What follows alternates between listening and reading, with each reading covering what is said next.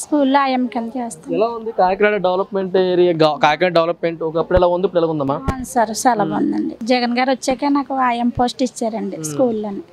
ఖాళీగా ఉండేదండి సార్, అయితే ఐఎం కింద ఇచ్చారు సార్. పోస్టులు తీసండి నెలకు 6,000 సార్.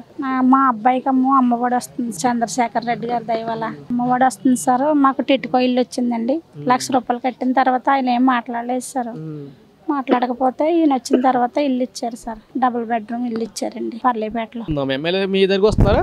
ఎమ్మెల్యే గారు వస్తున్నారు, వారంటీల ద్వారా కూడా తెలుసుకుంటున్నారు. టీడీపీ ప్రభుత్వం ఎమ్మెల్యే దగ్గర రికమెండేషన్ ద్వారా వెళ్ళారా, నాయకుల ద్వారా వెళ్ళేవారు కదా?